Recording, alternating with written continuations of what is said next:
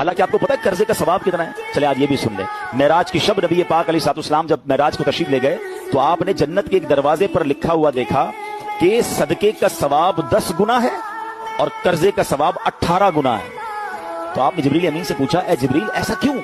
تو انہوں نے عرض کیا یا رسول اللہ صدقہ تو ہر کوئی مانگ لیتا ہے. دیکھا نا آج کل بھی کوئی غریب کھڑا ہو جاتا ہے, پتہ نہیں غریب ہے کہ نہیں ہے, وہ مانگ رہا ہوتا ہے. فرمایا قرضہ وہی مانگتا ہے جو ضرورت مند ہوتا ہے, جس کو لوٹانا ہوتا ہے. ایک حدیث پاک سنیے گا, میں آپ تھوڑا سا یہ جو پیسے والے لوگ ہیں نا میں ان کو ایک بہت کمال کا فارمولہ دینے جا رہا ہوں. الحمدللہ یہ کر کے دیکھیے گا, آپ کو مزے کو مزہ آ جائے گا.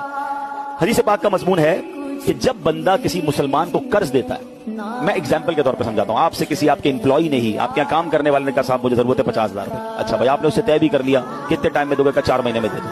آپ کو پتا ہے میرے پاس ہی نوکری کرتا ہے, کہاں جائے گا, نہیں دے گا تو کاٹ لوں گا.